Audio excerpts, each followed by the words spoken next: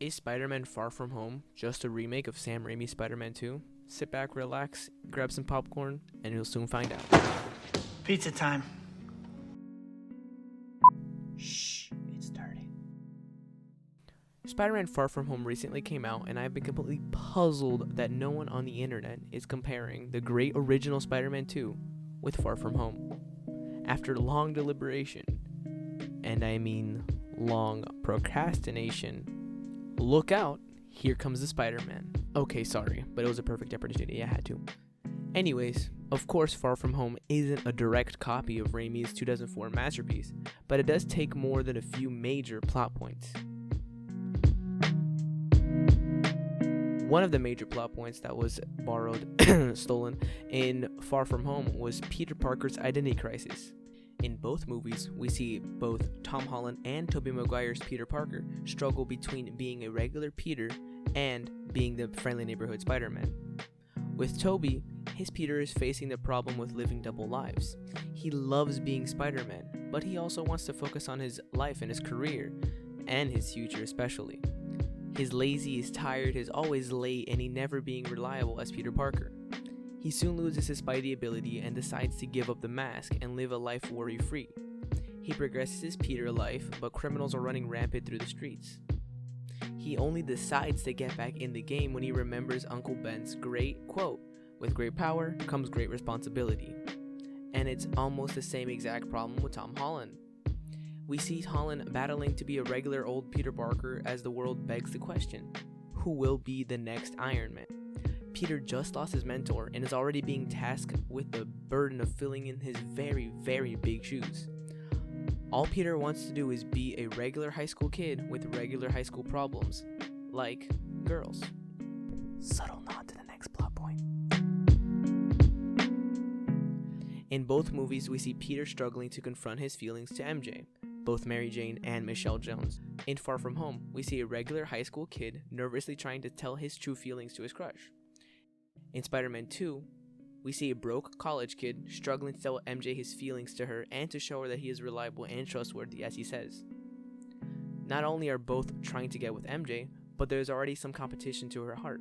Maguire's MJ is engaged but is also conflicted with emotions for Peter. Holland's MJ is being wooed by a kid in their grade level who is much better looking and much more relatable to her in all aspects, but most importantly, he lacks character. Yes, Maguire's version is a little more mature than Holland's little high school dilemma, but it's all the same concept. Also, major plot point, MJ finds out Peter Parker's secret identity. 2 in 1 go, kill 2 birds with 1 stone.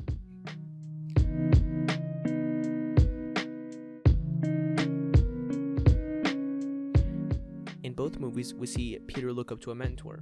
In Maguire's case, it was technically 2. Dr. Otto Octavius and Dr. Kirk Connors. Both 2 people who Peter looked up to and did not want to disappoint. Now, one thing that stood out to me was Doc Ock's first conversation with Peter, saying that intelligence is not a privilege, it's a gift. And they have this scene where they discuss the reasons of his presence, practically introducing the villain and his ideas. Now, in Holland's version, Peter finds someone who is equally as intelligent as him, but is also a quote-unquote superhero. This hero is called Mysterio, or Quentin Beck. When they are first formally introduced, they had the same scene Maguire did. Except Holland shows off his knowledge on the multiverse and then apologizes. Mysterio then continues to tell Peter to never apologize for being the smartest person in the room. Now, it isn't an exact copy, but it was my first realization of the similarities when sitting there in the theaters.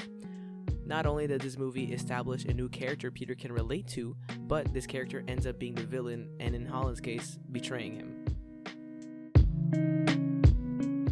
Now, this similarity was on the borderline of sub-plot point and major plot point. Spider-Man losing his powers. In Raimi's version, we see Peter completely lose his powers. Web shooting / slinging, climbing ability, and this is completely due to the fact of his stress of living this insane double life. In Watts' version, we see Peter not being able to control his Spidey sense, or as they call it in the movie, Peter Tingle. This is also due to the fact that he needs a break and is completely tired of being Spider-Man and wants to be a normal kid for once. And one of the most important little copies that we see in both movies, J. Jonah Jameson. Need I say more?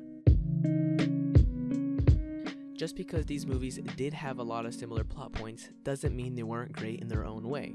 In Spider-Man 2, we got the spectacular scene where Spider-Man comes back from his hiatus and stops Doc Ock from derailing a train, which was also subtly copied in Homecoming, but that's besides the point. In Far From Home, we got the absolutely magnificent, visually breathtaking illusion battle with Mysterio in what looked like to be Peter's death. Now, what I loved about both movies was that they both showed how hard it is living a double life and the real struggles of being a superhero that we don't really see in feature films.